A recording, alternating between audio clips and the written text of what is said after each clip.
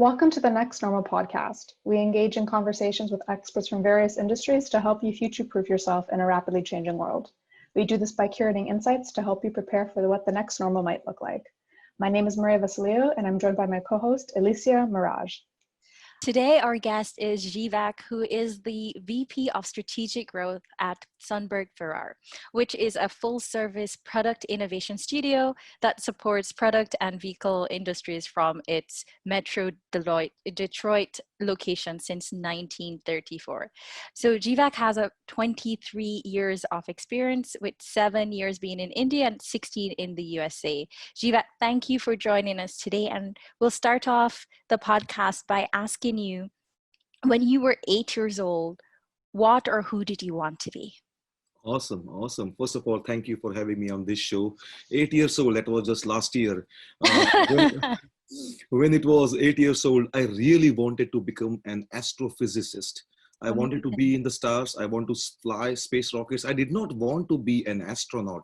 I just wanted to go there and explore different worlds. So like somebody will be driving the shuttle for me, but I will go there and do some experiments over there. So I have always yearned for being an astrophysicist, but I'm just an industrial designer right now, but those were the dreams. Amazing. Well, both are very impressive and exciting careers, and our listeners can't see this, but in his background, he has a rocket ship. So he's living his dreams in his dreams. Amazing. Yep, absolutely. Nice observation. By the way, all the Lego things I buy for my kids now are somehow in the space, deep galaxy kind of an element. So I get to play with them along with them. So amazing. Well, it seems as if you're always in the stars, and even from the beginning, you wanted to be part of like a very unique ecosystem or unique world, which leads us to my question. Your company's mantra is no more porridge, and it's become so ingrained in the company culture that you've begun hosting the annual No More Porridge Awards with your team. When someone initially hears this saying, they may be a little bit confused or put off as to what it means in relation to product design. Can you explain to us how this mantra came about and what it means for you and your company? And that's a great question, Maria. It means no more porridge. See, porridge is what we all know. It might be not too hot, not too cold, somewhere in between, me too kind of end products. The world is literally full with sea of sameness, the commodity, the banal elements of products as such. And the reason for our existence is to make sure we try to make each and every product. And when I say product, it can be an object, it can be an equipment, it can be a tool, it can be an graphic user interface, a packaging theme. Any object that we design has to be unique and compelling. Because finally, people are paying them for the functionalities and utility. But apart from that, how to add, if possible, a little bit joy, a little bit fun, a little bit emotion in the entire experiential design. That's what we believe in. And that's why that's the predominant motto that we go with. In different ways, we can explain it by saying, stop being all things for all people. Start by being something to someone.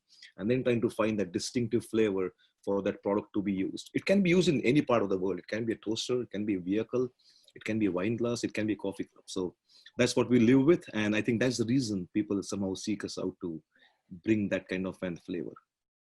When you say stop being all things for all people or specifying a specific product, it can be somewhat polarizing for some individuals when it may not relate to something that they're looking for, or if it is something that they're looking for, they're very attached to it. And it seems as if there's a lot of focus on the emotions that are invoked with how a product is designed. Can you touch on why you think this is important to take note of and how it's fueled the work your company creates? So the word polarizing it's so interesting. It is so intriguing, and somehow we have to start embracing it more and more. So the element is, any company, any good company wants to design a product that everybody loves, but at the end they come up with a design that nobody hates. And that happens because of the dilution as you're going through the entire design cadence and process, that I want to please this person, that person, this person also, because I want to sell more products. It doesn't necessarily has to work that way, or it doesn't work that way. Sometimes you have to choose exactly what are the different elements, the benefits, the attributes that crosshair of target segment is going to buy for, and then design just for that. It is not saying design only one product, but design a portfolio of products. And we say, okay, this is my right persona, the right demographics, the right psychographics, and I'm going to design it for them. Let's say, Maria, you love and Mustang GT5 or GT vehicle, and let's say Alicia loves to go in a nice Prius. Both are distinctly different vehicles. There is nothing wrong in either one of them. One is a strong muscle car, all full horsepower. Other one is amazingly electric. So, but once you understand the attributes of one person who wants that element, then completely try to blend all the elements in the features and the technology and the offerings in that kind of a perspective, rather than forcing them to go from here to there. And that's where the element of identifying and seeking out whose problem you're going to solve for becomes pretty paramount. And that's where typically a design studio should lead in design research, not necessarily market research, but finding those needs to be solved by that select component or object. Just want to let people know that I'm more of a Corvette girl than a Mustang. But in terms of that comment where you mentioned, it seems as if it's really key to identify the audience essentially. Can other industries take that type of method and approach to the services that they provide? And would the approach in terms of targeting people's emotions help companies more easily pivot when needed? So the question is, can this kind of a mantra or motto work across industries, right? That's what the overall element is. Mm-hmm. Absolutely, yes. So we right now used an element of, let's say, Corvettes in the world because you understand the sexiness and the sculptural elements that a Corvette or a vehicle kind of an exhibits. But it is applicable to every utilitarian object ever. It can be anything. It can be a simple water bottle that you have. Let's say if you are a yoga person and we have to understand, okay, how you are going to react in that particular world, what will be the studio settings, and you can design the water bottle for that. Let's say you are a runner, you go for ultra marathon running, then the needs, you still want water, but the hydration needs are different there. Then what would be the context of that world, which is not indoors, which is not a studio, not peace and calmness and peaceful and candles around, but it's muddy, it's cold out there. How do you make sure that water is still reached to you? And then the vessel is different. So it literally can be and should be applied on the context that defines the use of the product rather than what you can come up with. I mean, the thing is, people actually do that. They try to like, hey, I can do this. Let's go in the market and try to find out who would love that. It's the other way around. If you're going to solve for something, understand what happens at the point of origin. Literally wearing the shoes, wearing their shoes, as going to the point of Gemba, as the Japanese call it, going there, experiencing it, and then coming back and saying, yeah, we can design a water vessel for that. So yes, it's really applied from across the categories, across the boundaries.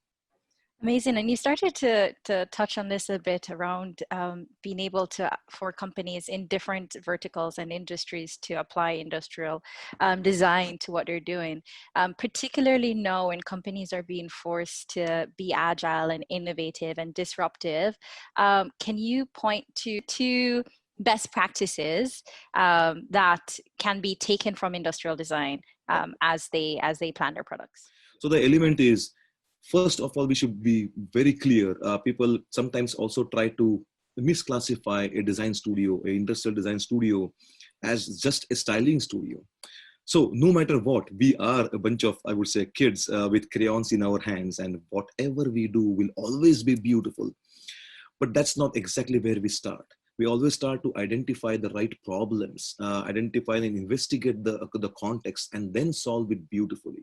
So beauty being one of the core element is what we do, but we start in the world of, when I say we, industrial design, the elements start in the world of usefulness and usability and efficacy of use and the ergonomics of use, then the visual aesthetics, where styling becomes a sub part of it. So these are the basic tenets of industrial design, and eventually they have to align with the business. They have to understand the forces of economy as such. So it's a package deal kind of a thing where you cannot just make it beautiful. So when we talk about emotional design, if you just try to make anything beautiful, the life might be only as long as that trend, and trends die pretty fast. Nowadays, they literally die overnight, if not over months. But you cannot also on the other end just talk about rationality and think about only the function and bare bones, because then you will find the price war. So it cannot be one or the another. It has to be a blend of both the emotional perspectives and the functional perspectives. As I think Stephen Robert mentioned in his kind of a quote, art without engineering is just dreaming. But engineering without art is just calculating. So how do you blend it together? And those belong to the world of industrial design thinking. And then nowadays it's applicable to everything. It might be literally hardware industry, graphic user interfaces, service design industries. Experiential design is what? They all literally, let's say, bloom from the tenets of industrial design. So I'm hearing the blending of the two worlds of art and engineering, emotion and function, beauty and capability together for a seamless experience. I wanted to know, I know we already learned that Maria is a Corvette type of girl, and I'm a pickup type of girl. I like the pickup truck and the F-150s in particular. Can you tell us a little bit more about how you segment and analyze your users currently, and how you see this changing with technology or with evolution of practices? So that's pretty interesting. There are actually many facets of questions over there. I will try to at least take one of them. When you said users, right? It's never a single user. It will always be a multiple user scenario anywhere you cut it. So you have to understand. So when you say the end user, let's say you're a Bronco girl, you want to go and love the Bronco and go off-roading. They would come and understand what Alicia is, what she wants, what she doesn't like, her needs, her wants, her desires, her dreams, and they will try to make sure they design it for you.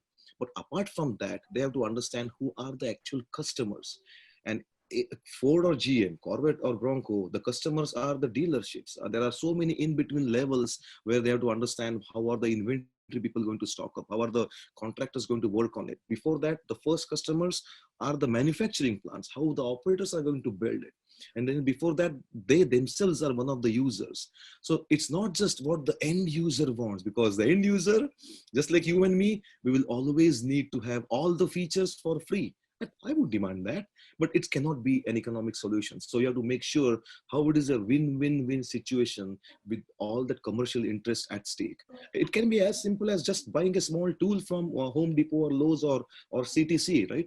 So the end user is there, but when the design company wants to sell it, they sell it to one buyer from CTC, and then they have the tool in their let's say on their floor. How do you understand the different win-win elements? That's the main element of understanding the users. And then when you come to the users, no matter what, it's a pretty prime chunk of how they would be happy to feed the entire creative supply chain. Then you literally go and try to understand with different tools of design, qualitative or quantitative. Try to make sure you literally ride with them or understand their a week, a month or a season with them, with the elements as such. You extract things from them. You don't just ask things. And the main, I would at least say, tell one thing about users and the design research for the users is just asking can go only so much. Means you have to ask and ask surveys at the end as a qualitative validation element. But the thing about humans is any human anywhere in the world, they always see one thing, they feel one thing, they think one thing, and they do a completely different thing. And when they come back to fill out the report of what we did, they might completely express in a different way. And it happens, not that they are doing it by any intention or something. That's how humans are. When somebody's, let's say we were doing actually a design for health, so say health, for health and fitness, but more weight reduction. We are talking about weight reduction. It's a common, let's say, big, hairy goal, not goal, a problem around the world. If you just go with questionnaires to ask people how would they go about it, everybody will start to answer in the future. If you ask me, I will always say like, yeah, I'm not going to eat donuts and pizza. I will work out for 5 days a week. You always have to answer in the future. So the main thing about research or design user is understanding how it is used, or main importantly, how it is misused right in the context. As we talk about how people use products today, one of the things that I had the opportunity to do was to go to the Future Festival by Trent Hunter last year. And one of the things that they touched on in that is about micro generations and the different expectations that each of these generations have in how they expect products to be and how they use products, with millennials and Gen Z in particular having high expectations of products having, ESG, inclusivity, technological individualized experiences. Can you speak to how these expectations are changing how you design and changing how products are made? Absolutely. So when you mention about the micro generations, I would, if you are okay with that, I can add, it should be typically, and that's what you must have heard at the future scenario convention. It's typically micro communities. The thing is, when you say micro communities, you group them up not just by age or not just by how much you earn or not just by a zip code or something. It's about the intentions or the sentiments or let's say sensibilities that you all have together. So in the same group, you might have a young person like you might have a 70-year-old person also. So the thing is, when you actually group the micro communities together, you might have completely different psychographical people over there. It might be a Hispanic girl over there. It might be an African-American elderly guy over there. That doesn't matter. All it matters is how they're going to use or consume different things. And that's the essence of how you understand what are they going to pay for, what are their passion points, what are their pain points, and you group them together rather than the typical traditional kind of enforces. And then once you understand those and you put that as a persona, then suddenly the world changes, because now you try to understand not only what they want or what they need, but also what might be the knowledge gaps in having them reach their ideal user experience as such. Earlier, it seemed as if you were mentioning really focusing on individuals and looking at everyone within the system that has a touch point when it comes to creating a design or a product or anything. Like, you really have to look at everyone and everything involved, which I feel as if in the past people often overlooked the person on the bottom end of the chain. But now we're really pivoting and focusing on a holistic view when it comes to product design and designing in general. With so much cross collaboration within various industries happening right now, what fields would you say either now or in the future will benefit the most from product design and really championing it as the way that they approach their work? That's a beautiful question. I think it's a double pronged question as such. So yes, you are right. Sometimes people try to, it's like your own idea, your own baby, and you think everybody else would have the similar problem. And that's one of the element where most of the startups kind of fail, because you try to invent problems for other people because you are going with that kind of a pain point cycle. When you look at the market has no obligation to be kind to your product just because you might have faced some hardships, or you just love it, or because your family loves it more. All those things are good from the emotional ego perspective or such, good ego also, but the market will not stand that. And that's where the investment people will try to see how strong it is going to be and robust in the conditions as such. So the other part that you mentioned was, again, trying to understand how would be different kind of communities or divisions, or what will be the fields that will have an advantage by using industrial design. Every industry would succeed and would be a little bit more advantageous if they use the tenets of industrial design. Almost all the industries already using it. I would say right now, there would be no industry in the world which would not benefit from, I would say, the advantages of industrial design. You mentioned in the conversation, there was one point that you mentioned investing, the amount of investments that go into a product. And I want to ask about the role that marketing plays when it comes to products. The example that I'm thinking of right now is actually the fidget spinner, which skyrocketed in popularity, I want to say 2, maybe 3 years ago.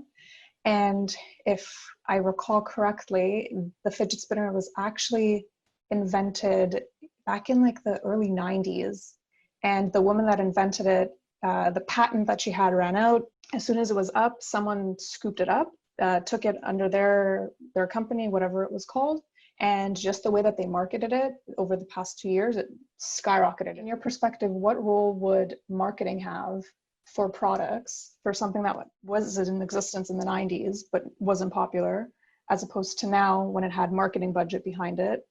What is marketing's role for product design? That's an interesting question. Product design has to be good. When you say good design is good business, the other elements of business, including marketing or branding and the positioning and operations and legal and accounting, all those have their own, I would say, capabilities and virtues that they have to bring to the table, just like design has to bring to the table. Even though you have a Super Bowl ad and you literally sing $30 million for 30 seconds, whatever that rate is, It's good. You are getting influence out there. You are trying to get more people attracted towards your product.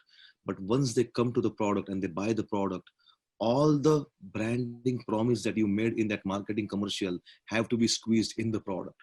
So I'm not saying it's just product design that will make the product successful. Yeah, you need the marketing arm to do that, but just beating your drums and saying, come and buy, and then pushing a mediocre kind of a commodity product, the craftsmanship, the quality and all those things fail is not a good business proposition. So both have to go hand in hand and together and to make sure the marketing supports design and the design supports marketing. In the world of innovation, there are 5 or 6 major aspects. First is evolutionary design of evolution. Like a grandfather talks with the farmer with the farmer's son, and they teach their son a little bit more things. And that's how innovation happens. But that is very incremental, very slow. The second part would be, I would say, accidental innovation, post-it notes or penicillin and all those things. Third part would be happenstance. Somehow for the reason, everything becomes aligned. The person is there, people are there, systems are there, money is there, and just one product becomes successful. It's a fluke. It's not sustainable. The fourth is where there are some people who are just minds of geniuses. Steve Jobs, Hal Sperling, Henry Ford. They can do it because they have the minds of 1,000 people inside their mind. Fifth one is structured industrial design thinking. That's just, I would say, the sure shot way of basically hedging all your odds to make sure the product can be successful. What you mentioned is the sixth one, and that there's no reason, there is no still a good evidence in saying what went beyond the tipping point. It just happened. The marketing that we saw was after it literally went viral, where you're trying to assimilate certain behaviors into one assembly or trying to induce behavior change, then those need more marketing than just product design. So Steve Jobs was successful because he understood he's going to change the behavior of people. And that's why he invested a lot into marketing. But because he also knew his products were real gold and they are still selling like gold, I would say maybe a little bit more than gold. I know there's a lot of conversations about accessibility and a lot of conversation revolving around ethical design and what it means to accessibility.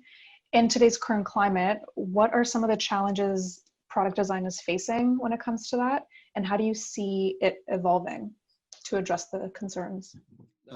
Design or marketing, both of them, I would say, have some unique techniques and tools to really, in a very good way, affect the way we think. Not just the psychology of the use of the product, but the psychology of how you buy it. So it can be used just as a knife, right? You can use a knife to save people by a doctor's hand in a scalpel, or you can use a knife to mug people off the streets. This is a tool. So design can use it in the best way to make those emotions work in a nice way. And if you are trying to really sell a good, sustainable product, you can make sure people understand about that and they get attracted and you buy it, they buy it and you make some money. But in the same way, in the unethical way, some people still use the laws of design, the laws of attraction to sell just a mediocre, crappy, cheap product. So it again comes to the leadership or the people standing behind it, the stakeholders and the shareholders, to see what sort of a brand statement there is. You mentioned about ESG or the CSR and those elements for every company and corporation, how good you are with your own manifesto and how you stand for your own value structure, and then try to make sure when you're working with your clients or the clients are trying to go and find new horizons or new adjacent markets to grow, how you're still trying to not just benefit. We talked about the end user. When I say multi-user, the end user also is Mother Earth, the biosphere that we are in. Especially in this pandemic, we see how everything is related. But going forward, how to make sure you're always thinking about this entire connectedness of the globe, the entire connectedness of the resources that we have. It might be the using of lithium more or not, or any other kind of chemicals that we don't know, but they're pretty important. So it's a pretty big element, and it all comes down with the leadership of that company or the leadership of the people who are starting that company, the startups as such. Like I want, and that's where it comes out into elements of being how focused you are in what you want to offer. If you are offering a local ecosystem, your products, then understand them, understand their mentality, and then make sure you are delivering it on those attributes that those people are exhibiting. Amazing. I was just on a call for the climate reality project headed up by former Vice President Al Gore, and it sounds like there really is an appetite into the future for, as we rebuild or as we restructure our society and our economy, um, to really use a green lens. So it'll be interesting to see if things really continue to be more expensive to get more sustainable products. But what I heard is that it's very important for designers to have that ethical mindset, as well as have um, follow through on some of the best practices in product design. It also sounds like some of the skills that make you successful today as a product designer is really understanding design thinking and behavioral psychology and data and lateral thinking and creativity, and that beautiful piece that you spoke around between engineering and art. If we were to fast forward 5 to 10 years from now, what do you think the space will look like? I know you don't have a crystal ball, but dream with me. And what are some of the skill sets that someone in the sector would need to be successful? That's a beautiful question. Going in the future, by the way, the future is going to be really good. There is no doubt about it. Right now, we are going through so much distress and so much craziness around that eventually all the, I would say, the bad elements of the progressive civilizations that we are seeing are coming out completely in the front. Right now, anybody in the world can completely identify, even a kid, even a 6-year-old kid or 7-year-old kid can identify what is essential, what is not essential. And that, I think, no matter what, even though we have been learning under a very extreme COVID times, is a good thing for us to understand how to start being reasonable with what we are doing and what might be the consequences of it. Even good design has consequences, because it's always an ecosystem. It's a field of things moving around it. You're adding, there are problems in there, you want to fix them, you want to add it by adding a good let's say element to it.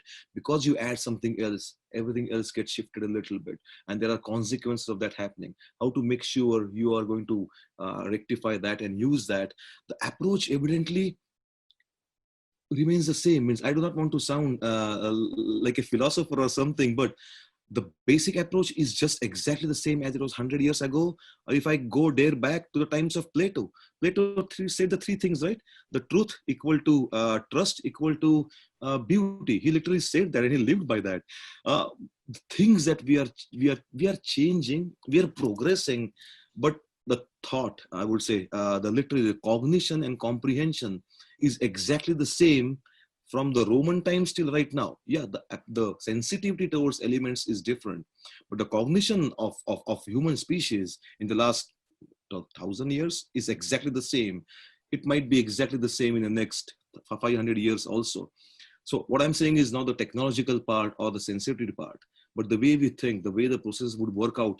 It's just like mathematics. The basics of mathematics or the laws of physics are just not going to change. In the same way, the basics of design, they are as golden as the first day they were sought out with, about making sure you understand who uses it, who gets the burden of it, and who pays for it. So going forward, I think we will be better. Since we are exposed to one of the most extreme duress ever, we will all be thinking about this on the hindsight and trying to make sure nothing like this ever happens. So future is just going to be bright. Well, I'm happy to hear that the future is going to be bright. I know that our listeners will be happy to hear that as well, considering, as you mentioned, all the growing pains that we are having to go through to get there. And thanks for sharing the kind of time-honored principles of design that has endured from the past and will endure into the future. I did want to ask though, as people go through this growing pains and organizations again try to be agile during this time, I know that change um, is the superpower for designers because they are charged with implementing change. Can you share some of the changes that you're seeing as you look across the different sectors from your vantage point, and let us know like how you've seen integrated human-centered design being used to tackle some of the big problems and challenges that we're facing today, so we can get to that bright future that you mentioned. I know that there are exciting things happening in a number of spaces like healthcare or travel or retail, but I'd love to hear what you're seeing and what you're excited. Yeah, so That's so we work as a studio, Sundberg-Ferar. We work with objects of everyday use. We work with the world of mobility, the automotive world, a lot. Means all the OEMs, the tier ones, the tier twos. We work in the world of, as you mentioned, some of the medical products and healthcare also. The one nice thing is happening is now.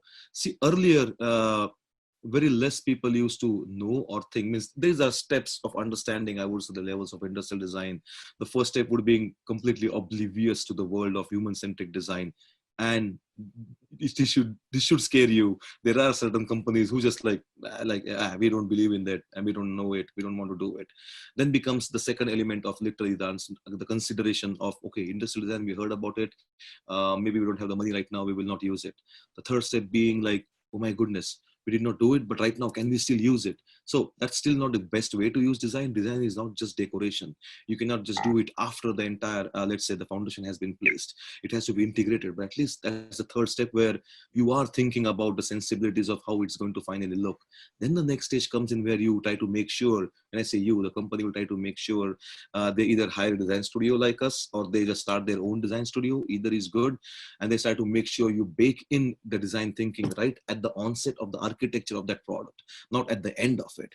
And the third part is, or the fifth step is, and a few handful companies of Fortune 100 are doing that, where they're using design as a strategic function to just start the entire business. Like, okay, this is what would be the fundamental needs in the market. And then we are going back and changing the business model for that.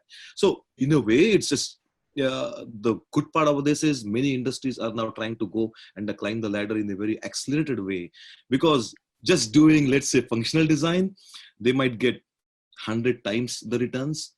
Adding emotional design to it, they get 1,000 times the returns. Now we can see people are seeking out and going out of their comfortable areas, even though they have a design studio, to reach out and say, okay, now we really want to go and cross-pollinate or cross-reference or let's say I would say design with design studios and make it more meaningful, more purposeful, more beautiful products. I'm very passionate about everything that you're discussing. Is there? I think that's the mark of each and every designer. So I'm just happen to be. It shows that you care and that you value what you're creating. Thank you. Out of everything that we've discussed, or if there's something that we may have missed in today's conversation, what are you personally most excited about when it comes to the future of product design? The future of product design, that's a pretty let me think about this. Means we are a design studio. We are an independent design studio. So we typically work with a range of different companies who have their design studios also. The future of product design. So there's a future of product design inside a big staff company. It might be CTC, or it might be, let's say, Delta, or it might be GM. And there is the world of design studios also. Our world also is changing. We also have to evolve real fast. Means the thing is, we always are a team with collective wisdom, right? Not only during different generations, but just the nature of who we are. And we work with the advanced studios of multitude of companies. It might be a footwear company, or a wine glass maker, or an automotive company, or a lawnmower maker. We are always in the way. We are always in the future. And that's, I think, also an occupational hazard to be, because somehow we know what's going to come after 2 or 3 years, and we have to wait for that. We talk about the future, right? Means I think, to quote one person, Ayn Rand, beautiful author, and she talked about plenty of things. I think in her book, Atlas Shrugged, the character Richard Haley says, this is 1965.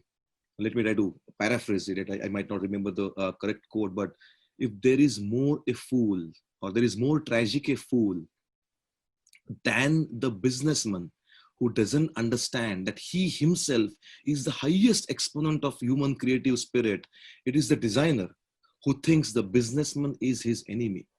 So the answer to the question is, earlier we always thought designers and engineers, they will fight. Designers and businessmen, they will fight because they're at loggerheads and they have different kind of an imperatives to go in the market. Now what we are seeing is, they all are trying to understand the language of each other. I am a designer. I still went to Michigan State University and did my executive MBA just to understand what are the needs from that community and how we should try to change our fluency or the way we express ourselves so that they could understand. And they are doing the same thing. Business schools now have a class about innovation thinking and design thinking. I go and teach them to understand how we come from that perspective, so that Earlier there were bridges, and now I think everybody is common at the table, and that's the most beautiful thing to happen to any product design studio, internal or external. So amazing. I think the theme throughout this episode has been a very holistic, multidimensional view of challenges and bringing it all together with different stakeholders, with different lenses, with different types of thinking for a more robust product that works for everyone.